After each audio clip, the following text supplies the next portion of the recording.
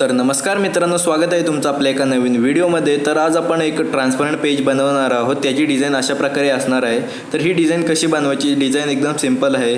तर ही डिझाईन कशी बनवायची आणि पेजला लास्ट इफेक्ट असतो, म्हणजे जो शेवटला आपण जो फायनल पेज कसा करायचा आणि फायनल जी रिटचिंग किंवा एडिटिंग पेजची कशी करायची ती ह्या व्हिडिओमध्ये बघणार आहोत. तर वेळ न घालवता चला तर मग व्हिडिओ सुरू करूया. तर सर्वात आधी मित्रांनो इथे बघून घ्या, मी हे फोटो असे बनवून घेतले. एक आपला 12x18चा एक जो बॅकग्राऊंड आहे तो इथे कॅनव्हास बनवून घेतला आहे. हा फोटो मी इथे कटआउट करून त्याचा रिटचिंग वगैरे करून घेतले. त्यानंतर हा एक फोटो सिलेक्ट केला आहे आणि अशा प्रकारचा जो शेप आहे तो मी इथे सिलेक्ट केलेला आहे. तर चला तर मग व्हिडिओ आता आपण सुरू करूया. तर सगळ्यात आधी मी हा शेप आहे तो इथे घेतो आहे, म्हणजे ह्या शेपवरती आपल्याला आधी एडिटिंग म्हणजे पूर्ण हा बॅकग्राऊंडसाठी आपल्याला यूज करायचा आहे. नवीन प्रकारच्या आपण जो ट्रेंड आहे सध्या अल्बम डिझाईनला, तर तशा प्रकारचा आपल्याला ट्रान्सपरंट पेज इथे मी बनवायचा प्रयत्न करतो आहे. तर सर्वात आधी मी काय करतो आहे, हा शेप आहे तो मी इथे आधी सेट करून घेतला आहे. त्यानंतर काय करतो आहे मित्रांनो, आपला जो कटआउट केलेला फोटो आहे तो मी उचलून आहे तो इथे बॅकग्राऊंडवर घेतो आहे आणि त्यानंतर मग त्या फोटोला इथे मी ॲडजस्ट करतो आहे. त्यानंतर काय करते मित्रांनो इथे आपल्याला प्रॉपर जो आहे तो फोटो आपल्याला इथे सेट करून घ्यायचा आहे.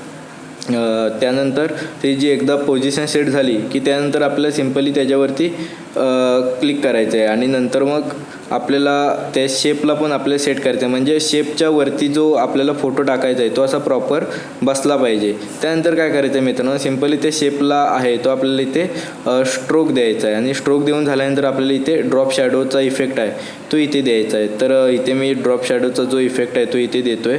त्यानंतर आपल्याला इथे थोडीशी ड्रॉप शॅडोचा जो अँगल वगैरे आहे किंवा जी ओपेसिटी आहे ती इथे वाढवून आपल्याला प्रॉपर असा सेट करायचा आहे, जेणेकरून तो जो शॅडो आहे तो आपल्याला स्ट्रोकच्या खाली एकदम असा प्रॉपर दिसायला सुरुवात होईल. तर इथे बघा मित्रांनो, जो आपला शॅडो आहे तो इथे आपल्याला प्रॉपर असा दिसायला सुरुवात झाली आहे. थोडंसं आपल्याला स्ट्रोक वाढवायचा आहे आणखीन.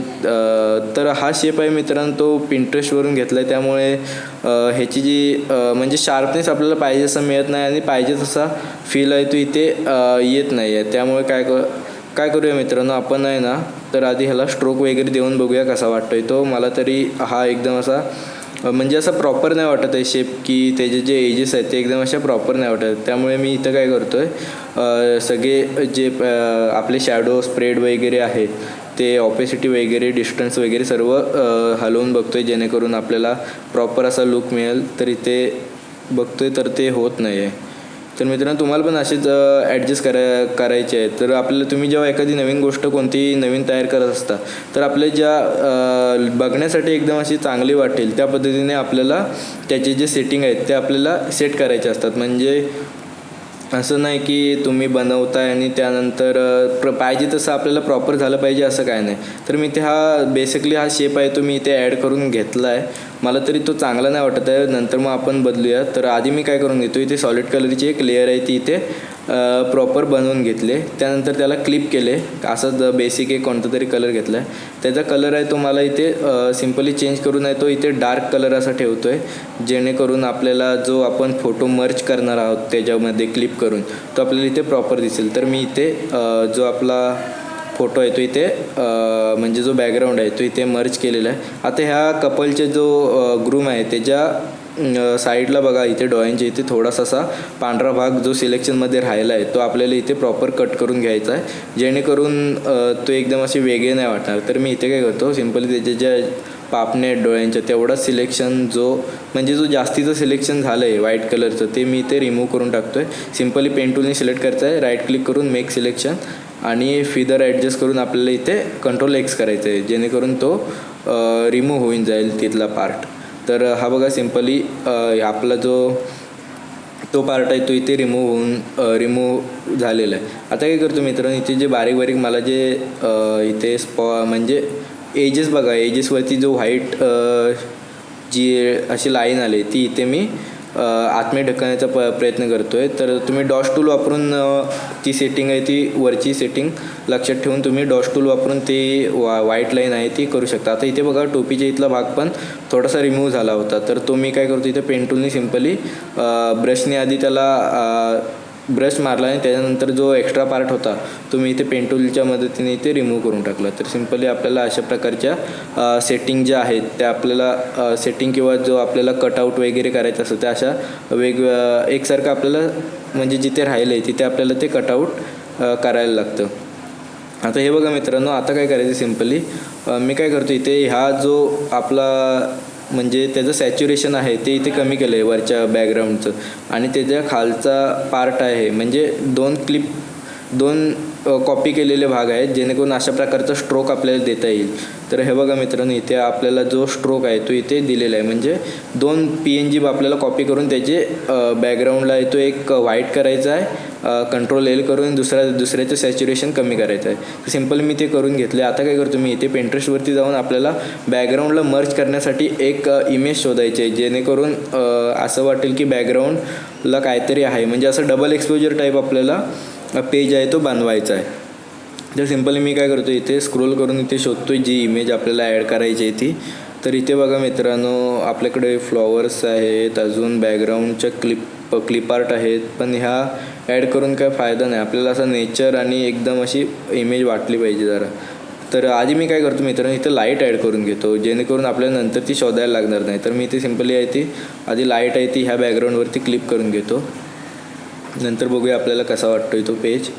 तर सिम्पली मी इथे ही लाईट आहे ती इथे ह्या बॅकग्राऊंडवरती क्लिक केले आणि त्याची साईज आहे ती इथे ॲडजस्ट करून घेतो जेणेकरून आपल्याला पुढे बरं पडेल. तर इथे बघा आपली साईज आहे ती इथे ॲडजस्ट झाली आणि नंतर मी हिचा जो ब्लेंडिंग मोड आहे तो इथे स्क्रीनवरती ठेवला आहे आणि इथे थोडीशी ती ॲडजस्ट केली.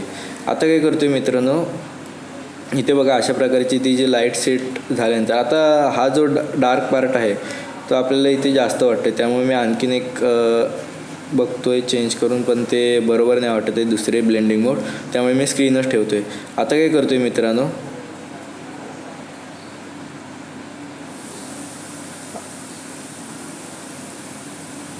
आता सिम्पली आपल्याला काय करायचं आहे मित्रांनो, इथे फाईलमध्ये ओपन करून जी बॅकग्राऊंडसाठी आपण मागाशी इमेज शोधत होतो ती आपल्याला इथे सर्च करायची आहे. तर मी इथे बघतो आहे वेगवेगळे इमेजेस काय बरोबर वाटत नाहीत. आपण खाली आणखीन स्क्रोल केल्यावरती आपल्याला मिळून जातील. माझ्याकडे त्या बॅकग्राऊंडच्या इमेजेस आहेत त्या मी इथे सेव्ह करून ठेवलेल्या होत्या म्हणजे जे आपण जेव्हा Pinterestवर वगैरे सर्चिंग करतो तेव्हा त्या आपल्याला ज्या इमेज असतात त्या आपल्याला मिळून जातात आपल्याला पाहिजे तशा नेचरच्या इमेजेस वगैरे. त्यानंतर मी क्वालिटी कशी इन्क्रीज करायची Pinterestच्या इमेजची त्याच्यावरती व्हिडिओ ऑलरेडी बनवला आहे, तो चेक करा.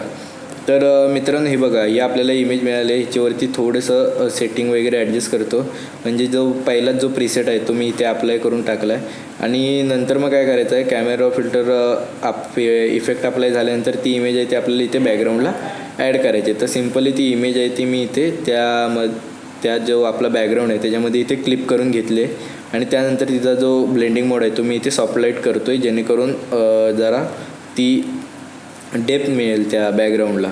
तर आता बघा मित्रांनो, इथे आपला जो म्हणजे एक प्रकारचा पार्ट आहे तो इथे कंप्लीट झालेला आहे. तरी पण इथे एवढं खास आपल्याला जो आहे म्हणजे ते वाटत नाही. त्यामुळं मी काय करतो इथे मास्किंग करतो आहे, त्या इमेजवरती मास्किंग अप्लाय केले आणि त्यानंतर मग मी इथे काय करतो, आपला जो ब्रश आहे त्याने त्याची जो सॉफ्टनेस आहे तो इथे कमी करून थोडं असं म्हणजे जेवढा पार्ट आपल्याला इथे विजिबल करायचं आहे तेवढ्यावरती मी इथे विजिबल करायला सुरुवात करतो आहे. तर मास्किंगसाठी ब्लॅकवरती तुम्हाला व्हाईट ब्रश वापरायचा. इथे बघा कलर सिलेक्ट केलेला आहे व्हाईटवाला, टूल बॉक्सचे तिथे तुम्ही बघू शकता.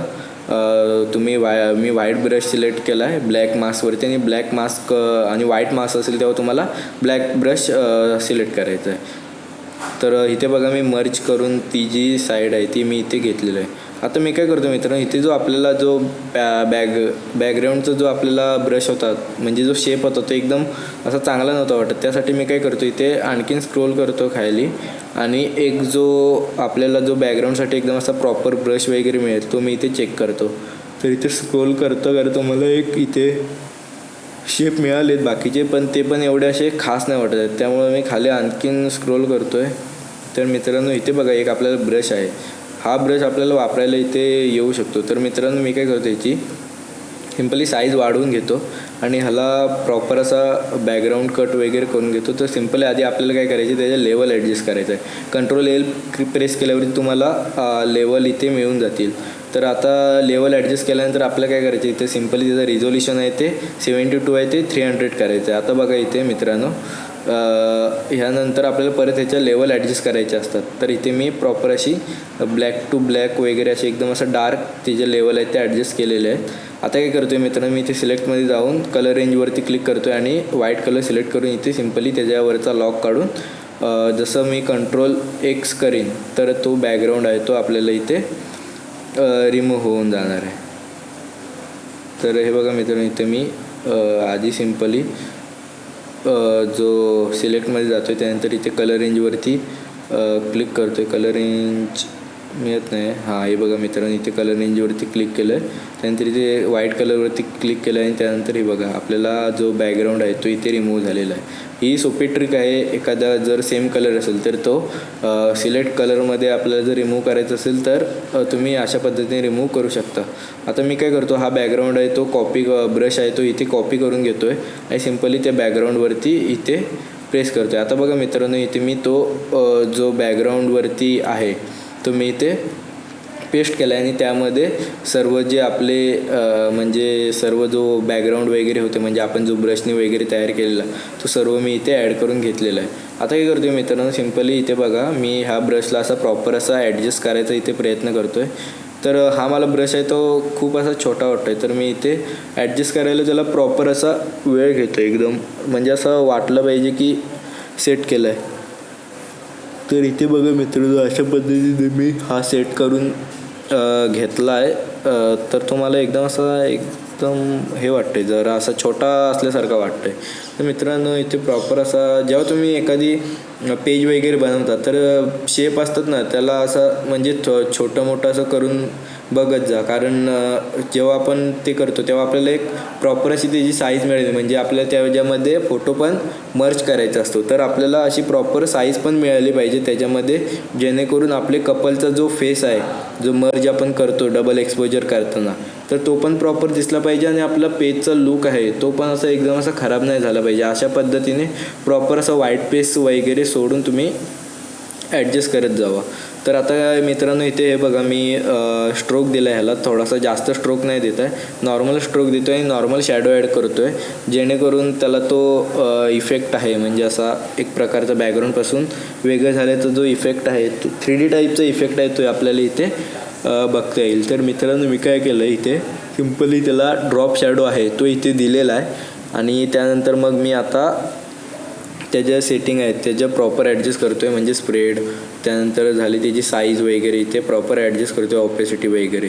तर इथे तुम्ही जसे जसे तुमचं वर्क एक्सपिरियन्स वाढत जाणार आहे म्हणजे तुम्ही जेवढी प्रॅक्टिस कराल तेवढं तुम्हाला शॅडो वगैरे असे प्रॉपर द्यायची वगैरे तुम्हाला प्रॅक्टिस होऊन जाईल.